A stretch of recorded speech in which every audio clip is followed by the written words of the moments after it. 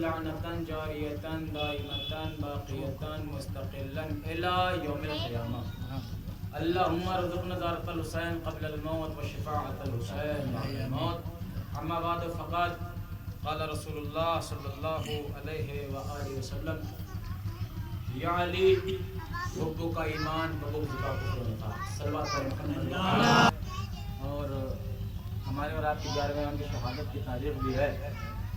اس حوالے سے یہ مجلس کا انعقاد کیا گیا اور یہ سچ ہے کہ یوم عزا کا آخری دن ہے. یہ جملہ بھی کئی خطیبوں نے پڑھا, میں نے بھی آج دیکھا سوشل میڈیا پہ کہ یوم عزا کے آخری دن کے بعد کالے کپڑے ضرور سمیٹ کے رکھنا, حسین کا مقصد یاد رکھنا, حسین کا مقصد یاد رکھنا. کالے کپڑے بھلے ہی سمیٹ کر رکھ دینا لیکن حسین کے مقصد جو 2.25 مہینہ اپنے مجلسوں میں سنا ہے اسے یاد رکھنا. ہمارے کمیاں یہی ہیں کہ ہم مجلس جاتے ہیں لیکن مجلس لے کر گھر نہیں جاتے. ہماری کمیاں یہی ہیں. ورنہ ایک سوال میں کرتا ہوں قوم سے کہ نہ جانے کتنا ارب ڈالر, اپنے یہاں کے روپے کی تو کوئی اوقات ہی نہیں رہی, کتنے ارب ڈالر ان 2.25 مہینے میں عزاداری حسین میں پوری دنیا میں خرچ ہوتا ہے, کوئی اندازہ لگا نہیں سکتا. ہر گاؤں میں لوگ کہتے ہیں رمضان میں 30 دن مولوی رہتا ہے, 12 مہینے جمعہ ہوتا ہے, نہ جانے کتنی مجلسیں ہوتی رہتی ہیں, لیکن قوم کا نوجوان نہیں سدھرا تو نہیں سدھرا. قوم کا نوجوان نہیں سدھرا. یہ بزرگوں کا شکوہ ہے ہر جگہ کا, یہ بزرگوں کا شکوہ. اتنی مجلسیں ہو رہی, اتنی تقریریں, اتنے خطبے, مولانا ہر وقت موجود ہے, صرف مولانا باہر کا نہیں, لوکل میں بہت سارے لوگ موجود ہیں. بزرگوں کا شکوہ ہے یہ قوم کا نوجوان نہیں سدھرا. لیکن کبھی جوان پوچھ سکتا ہے کہ ہم سے زیادہ مجلسیں آپ گئے,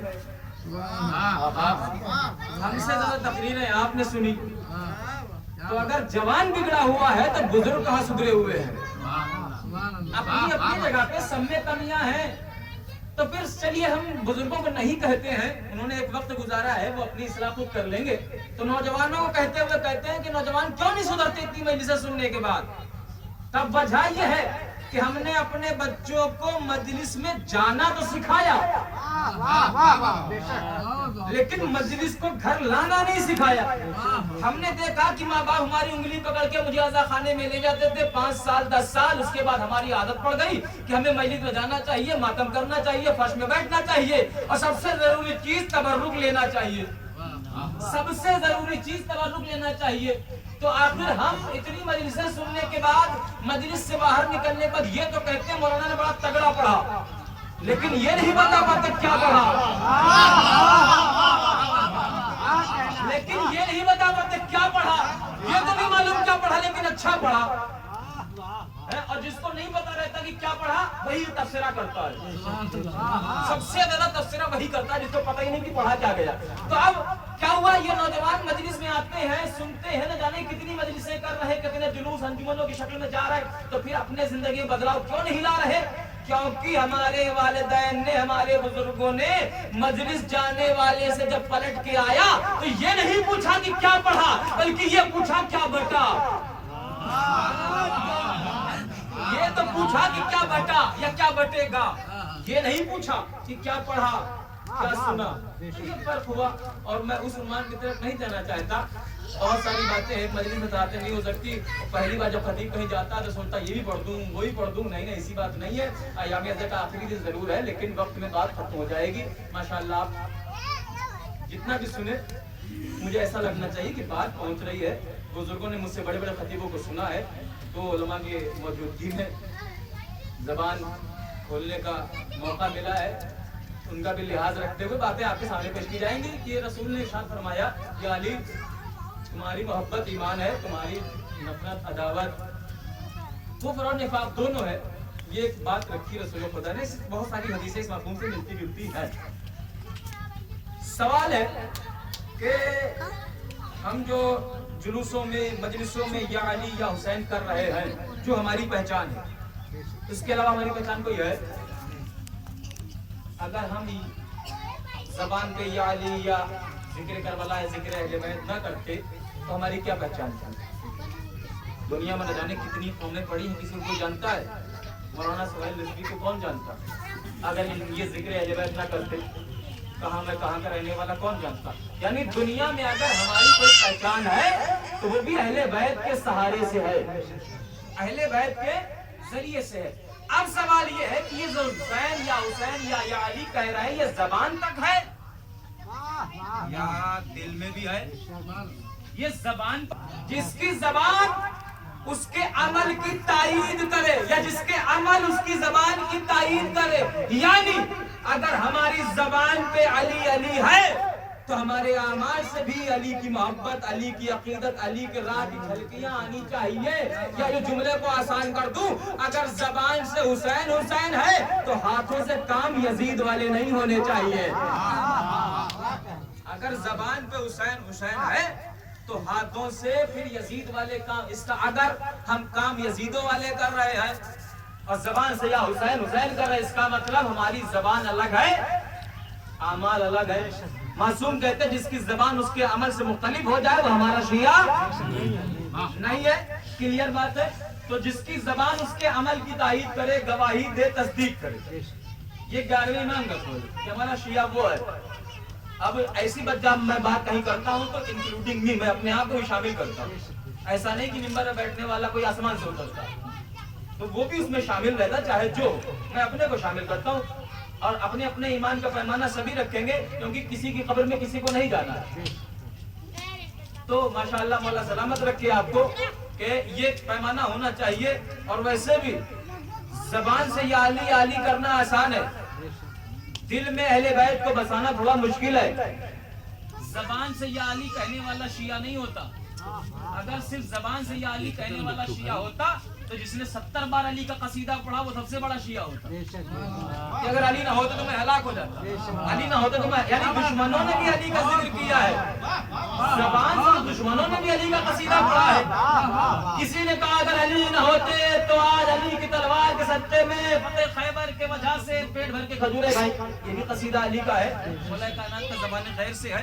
किसी ने लौला कहा, वो भी कसीदा दुश्मनों ने पढ़ा। लेकिन जबान से या अली कहने से कोई अली का शिया नहीं होता, अली को दिल में उतारा जाता है। और वैसे भी अली और अहले बैत की मोहब्बत हर दिल में नहीं आती। जबान से तो दुश्मन भी कहते हैं, इतना आसान नहीं है कि अली हर दिल में आ जाए, क्योंकि अली के आने के लिए जमीन का काबे जैसा पाक होना चाहिए। वैसे भी अली हर दिल में नहीं आते इतनी आसानी से, क्योंकि अली की आमद के लिए, अली को बसाने के लिए जगह का काबे जैसा पाक होना चाहिए। जब तक दिल की जमीन पाक नहीं होगी अली की मोहब्बत नहीं आ सकती, दिल में नहीं समा सकती। जबान से तो कोई भी कर सकता है, अली अली कोई भी कर सकता है। अब आइए मैं आपको कुछ मिसालें बताता हूँ कि अली दिल में कैसे बसाए जाते हैं और किस कौन कौन उस पैमाने पर है। ये अपने अपना पैमाना खुद इंसान फैसला करेगा। यहाँ भी कहीं भी जनरल बात है, सिर्फ इसी मजलिस के लिए नहीं है कि अली की मोहब्बत इतनी आसान नहीं है, न आसानी से दिल में आती है और आ जाए तो आसानी से जाती भी नहीं है। अव्वलन तो अहले बैत की मोहब्बत दिल में आसानी से आती नहीं, जबान से तो कोई भी करे। दरवाजे पर सूद और ब्याज और जिसे कहा जाए कि लोगों को बेवकूफ बना के, कमा के, बिल्डिंग खड़ी करके दरवाजे पर लिख दे हाज़ा मिन फज़ले रब्बी, वो तो एक अलग बात है कि टाइटल तो आयत कुरानी का है, ये अल्लाह का फज़ल है। अब मौलाना ने देखा बाहर 12 से आए थे, माशाअल्लाह हाज़ा मिन फज़ले रब्बी, अल्लाह ने काफी फजल कर रखा है इन पे। जब 2-4 दिन रहने के बाद पता चला नहीं है तो मामला 2 नंबर का है। तो ये तो अल्लाह का फजल नहीं हो सकता भाई ना, ये तो अल्लाह का फजल नहीं हो सकता ना। कहा नहीं वो तो हमने टाइटल लगा रखा है। तो शियत का टाइटल माथे पर लगाने से कोई शिया नहीं होता। वो फैसला वो नेम प्लेट भले ही लगा के घूम रहे हैं, लेकिन इसका फैसला तो मौला करेंगे कौन हमारा है कौन नहीं है। कौन हमारा है मौला ने पूरी हदीसों में बता दिया है कौन हमारा है। शाम वो हमें से नहीं हो सकता, वो हमारा नहीं हो सकता जो सुबह शाम अपने नफ्स का मुहासिबा न करे। हदीसें हैं, सारी चीजें हैं। तो वो तो हम कुछ भी कहते रहे हम उनके हैं, हम उनके हैं, लेकिन जब तक मौला नहीं कहेंगे ये हमारा है, کام ہونا نہیں ہے. اب آئیے مولا کائنات زبان سے کو آسان ہے علی علی کرنا, دل میں علی کو بسانا تھوڑا مشکل ہے. پہلے تو اولا علی ہر دل میں آتے نہیں, آ جائیں تو ہر دل سے جاتے نہیں. چاہے جان چلی جائے علی کی محبت نہیں جاتی, اگر آ جائے سر کٹ جائے نہیں جاتی. پہلی مثال, اگر آپ بولے دوسری سناؤں گا, نہیں بولے تو تیسری بھی سناؤں گا. صلوات پڑھے محمد و آل محمد.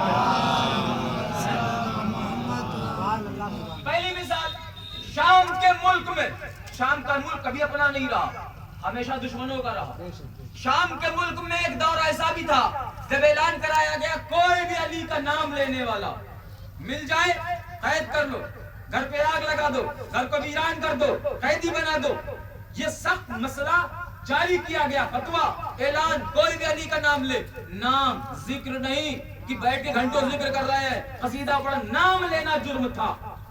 شام کے ملک میں دشمن نے اعلان کروا دیا کوئی بھی علی کا نام لینے والا مل جائے گھر کو ویران کر دو, قیدی بنا لو, قتل کر دو. یہ سخت اعلان شام کے ملک میں ہو گیا, اور اعلان کے ہوتے ہی ملک شام کے سینٹر میں ایک مولا کا عاشق بھی رہتا تھا جس نے اس اعلان کے فوراً بعد ہی اپنا اعلان کیا, یا اہل الشام, اے شام کے لوگوں اسمعوا, سنو, کیا تم نے رسول کی حدیث بھلا دی ہے؟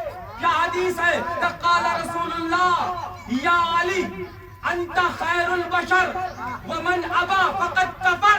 اے علی, کائنات میں سب سے بہتر شخص تم ہو, اور جس نے تمہیں چھوڑا وہ کافر ہے کہیں بھی. ایسے ہی شام کے لوگوں کو جمع کر کے حجر بن عدی نے اس اعلان کے بعد کہ علی کا نام لینے والے کو قتل کر دیا جائے, یہ اعلان کیا. رسول کی حدیث پڑھی فضائل علی میں کہ علی تم زمانے میں سب سے اچھے انسان ہو, اور تم کو جو چھوڑے, جیسے بھی چھوڑے, جہاں بھی چھوڑے, جب بھی چھوڑے, فقط کفر, وہ کافر ہے. جیسے ہی حدیث سنائی وہاں نام لینا جرم تھا یا فضائل پڑھے جا رہے تھے.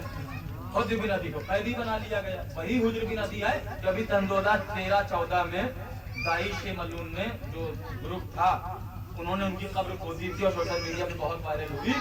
قبر کھودی, توہین کی, لیکن جب قبر کھودی گئی تو پتہ یہ چلا لاش ویسا ہی ہے جیسے ابھی رکھی گئی ہو, چہرہ ویسا ہی ہے, داڑھی ویسا ہی ہے, بال ویسا ہی ہے.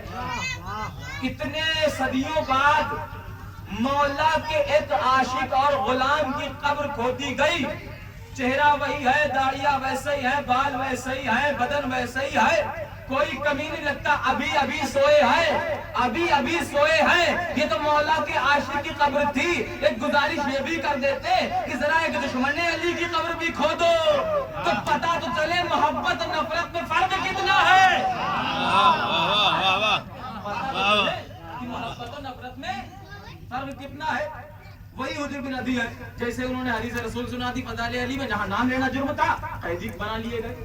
جب قید کر لیے گئے اب شام کے دربار میں حاضری, لیکن اب دشمن علی ہے. علی کو اس دشمن نے 70 سال تک 70,000 ممبروں سے گالیاں دلوائی تھی جمعے کے خطبے میں, اور وہ علی کے چاہنے والی کی توہین نہیں کرے گا. اس نے کیا کیا, حجر بن عدی کو دربار میں کھڑا رکھتا ہے, کڑی بیڑی پہنا کے, باتیں نہیں کرتا. باقی مرحلے طے ہوتے ہیں جن میں حکومت کے کام ہے, ہوتے رہتے ہیں. حجر قیدی بنے کھڑے رہتے, 7 دن حجر آتے رہے, کھڑے رہے, جاتے رہے, آتے رہے, کھڑے رہے, جاتے رہے, بات نہیں کرتا. سارے معاملات طے ہو رہے حکومت کے, حجر قیدی بن کے روز آتے ہیں, قید خانے چلے جاتے ہیں. پھر پیشی لگتی ہے 7 دن. ایک دن جناب حجر نے اپنی خاموشی توڑی, کہے حاکم شام تو روز مجھے بلاتا ہے, باتیں نہیں کرتا, پھر زندان میں بھیج دیتا ہے. 7 دن سے میں دیکھ رہا ہوں تو مجھے بلاتا ہے, مجھ سے باتیں نہیں کرتا, ڈرتا ہے. یہ ہے عشق علی, یہ ہے محبت علی. ہتھکڑی بیڑی پہن کے بھی وہ جرأت ہے کہ پہلے تو اعلان کے خلاف فضائل سنائے, اور پھر اسی لیے مولا کی محبت اولل دل میں آتی نہیں, آ جائے تو جان جائے محبت علی جاتی نہیں. یہ تو مثال حجر بن عدی کی تھی جنہوں نے للکارا اور محبت علی میں شہید ہوئے. اب آئیے ملک عراق, شہر کوفہ, بازار کوفہ, جناب مولا کائنات کا ایک اور عاشق. مثال ہے کہ علی کی محبت اولاً آتی نہیں, آ جائے تو پھر اور ہر دل میں علی سماتے نہیں ہیں، علی کی محبت۔ بازار کوفہ میں مولا کائنات کا گزارا ہے، کوفے کی بڑی ہوئی گرمی دھوپ کا عالم جناب میثم تمار اپنی چھوٹی سی دکان پر کھجوروں کی بیٹھے ہیں۔ لوگ میثم تمار کو یہ جانتے ہیں کہ وہ کھجوریں بیچتے تھے، لیکن جب تک میں نے یہ نہیں دیکھا، یہ نہیں پڑھا، جب تک میں بھی سمجھتا تھا کہ جناب میثم تمار ہے، کھجور کے بیچنے والی صفت ہی ان کی ہے، اس کا مطلب بہت بڑے بزنس مین رہے ہوں گے کھجوروں کے۔ لیکن جب تاریخ نے بتایا تب پتا چلا کہ میثم کے نہ کھجوروں کی باغ تھی خود کی، نہ وہ کھجوروں کے کانٹریکٹر تھے، نہ ان کے پاس کوئی بہت بڑا بزنس تھا، کیونکہ کھجوروں کی باغ تو جو باغ رکھتے تھے ان کے پاس تھی، جن کے پاس باغ نہیں ہوتی تھی وہ کھجور کے باغ سے کانٹریکٹ کر کے تھوک میں مال لیتے تھے پھر بیچتے تھے۔ جناب میثم کو لوگ تھوک میں مال بھی نہیں دیتے تھے علی کی محبت کی بنیاد پر۔ تو میثم کھجور پاتے کہاں سے تھے؟ تو پتہ یہ چلا کہ جو کھجوریں پک کے خود بخود باغ میں گر جاتی تھی، تھوڑی کثیف ہوتی تھی، جن کو صفائی کی ضرورت پڑتی تھی، اس کو بڑی باغ ہے تو کافی کھجوریں گرتی تھی، تو ان کو صاف نہیں کرائے گا اگر مالک تو دقت ہو جائے گی، تو صاف کرانے والے کو پیسے چاہیے۔ تو میثم کہتے تھے میں وہ کھجوریں فری میں اٹھاؤں گا، تو میثم وہ کھجوریں ساری اٹھا کے بازار میں صاف کر کے دکان لگاتے تھے، کیونکہ میثم جانتے تھے بازار میں صرف امیر ہی نہیں آتے۔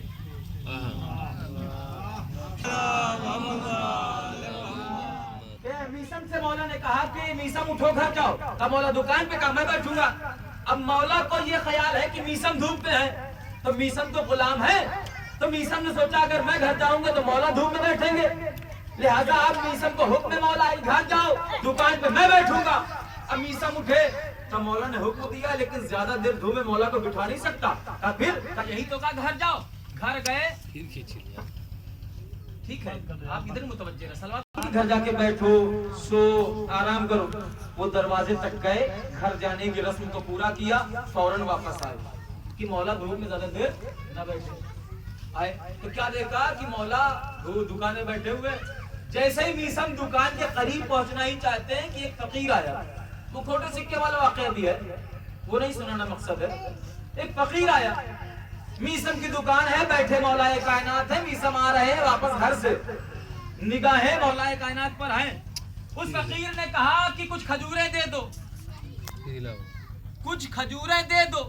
مانگنے والے نے اپنی حیثیت سے کچھ کھجوریں مانگی، دینے والا تو کائنات کا سخی ہے، کائنات کا کریم ابن کریم ہے، اس نے کچھ کھجوریں مانگی، مولا نے پوری ٹوکری اٹھائی اور فقیر کے حوالے کی۔ یہ واقعہ میثم آتے ہوئے دور سے دیکھ رہے ہیں کہ مولا ایک فقیر کو پوری ٹوکری کھجور کی دے رہے ہیں۔ مولا نے فقیر کو کھجور کی ٹوکری دی اور میثم پہ نگاہ پڑی، مولا مسکرا دیے، مولا مسکرا دیے۔ اب جب مولا مسکرائے تو میثم بھی مسکرا دیے۔ اب جب میثم قریب آئے تو مولا نے پوچھا میثم تو مسکرائے کیوں؟ میثم نے کہا مولا پہلے تو آپ مسکرائے۔ سبحان اللہ، یہ ہے فضائل کی رونق۔ فضائل اہل بیت ایسے ہی سنے جاتے ہیں کہ چہرہ دیکھیے، فضائل اہل بیت سن کے دو ہی اثر چہرے پہ ہوتے ہیں، یا چہرہ کھلتا ہے یا چہرہ کھلتا ہے، یا چہرہ کھلتا ہے یا کھلتا ہے۔ جہاں کھلتا ہے وہاں حیرت ہوتی، جہاں حیرت وہاں انکار ہوتا ہے، جہاں انکار ہوتا ہے وہاں حدیث اپنا سہارا لے لیتی ہے، ساری چیزیں ہیں۔ تو فضائل اہل بیت ایسا لگے امیر بن کے سنیے، مصائب غریب بن کے سنا کیجیے، فضائل ایک دم امیر بن کے، دنیا کے پریشانی چھوڑیے کہ میرے مولا کے فضائل ہیں۔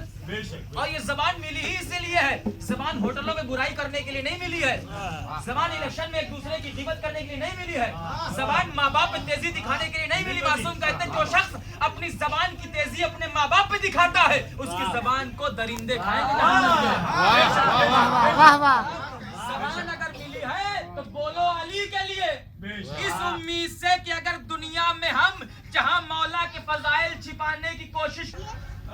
مولا نے کہا میں اس لیے مسکرایا کہ تم سوچ رہے ہوگے کہ مولا آج میری دکان پہ آئے تو فقیر نے کچھ مانگی تو پوری ٹوکری دے دی، اگر روزانہ ایسے ہی آتے رہے تو میری تو دکان ہو جائے گی بند۔ تو مولا نے کہا پھر میثم کیا ارادہ؟ کہا نہیں دکان تو رکھنا ہے، کچھ تو کرنا ہی ہے۔ مولا کے چاہنے والے نے اشارہ یہ بھی کر دیا कि दुनिया में रहो तो कुछ न कुछ करते रहो, खाई गिरी मत करो।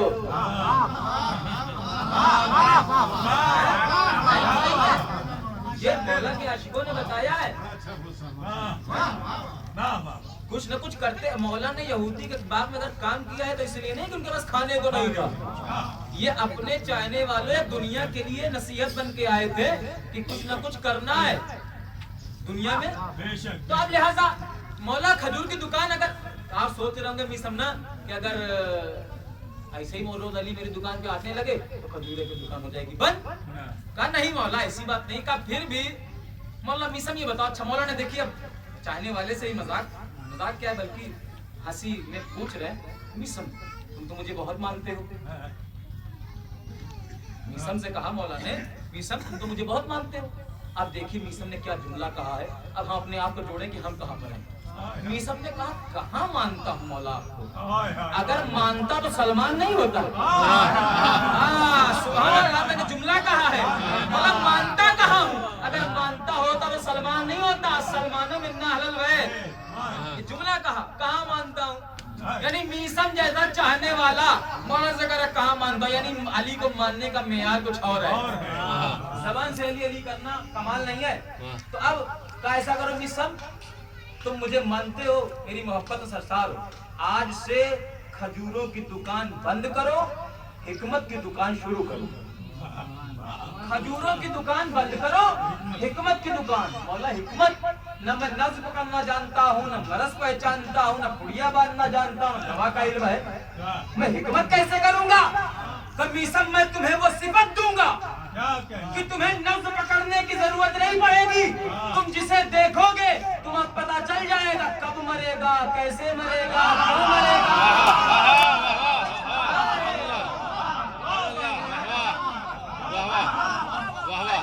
तुम्हें ऐसी सिफत दूंगा, बहुत तवज्जो। अब तक आप मेरे साथ हैं और आगे चलिएगा, मैं मेराज में चलना चाहता हूँ आपको बताइए। कभी सब मैं तुम्हें ऐसी सिफत देने वाला हूँ, मैं तुम्हें ऐसी सिफत देने वाला हूँ कि आज के बाद तुम्हें नब्ज पकड़ने की जरूरत नहीं पड़ेगी। तुम जिसे देखोगे तुम्हें पता चल जाएगा ये कब मरेगा, कैसे मरेगा, क्यों मरेगा, कहाँ मरेगा। कहाँ बोला कहाँ, तब तो बेहतर है। दुकान बंद हो गई, अब मीसम मशहूर होने लगे, मरीज आता है, अगर मीसम जानते कि बच जाएगा तो बता देते हैं कि अच्छी चीजें खिलाओ, इससे परहेज कर लो, इतना तो हर कोई जानता है, बच जाएगा। और जो मरने वाला ले जाओ फला दिन मर जाएगा।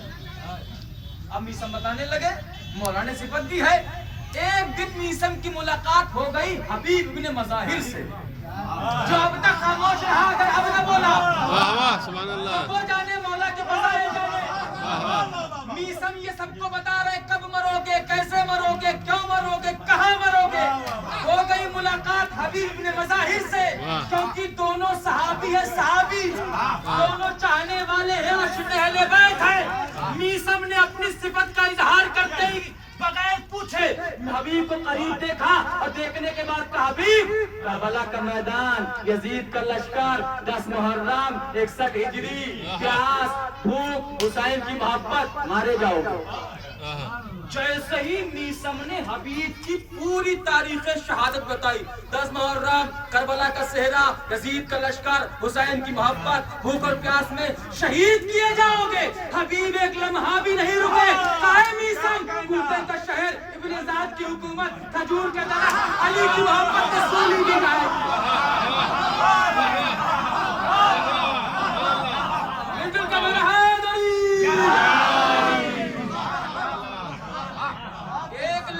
हबीब नहीं रुके। कूफे का शहर, खजूर का दरख्त, इब्न ज़ाद की हुकूमत, अली की मोहब्बत में सूली दी जाएगी, जबान भी काटी जाएगी। अब मीसम ये सोच रहे थे कि मौला ने ये सिर्फ मुझे दिया है, और मूसम मशहूर भी थे, लेकिन जैसे ही हबीब ने ये बताया अब मीसम को हैरत हो गई।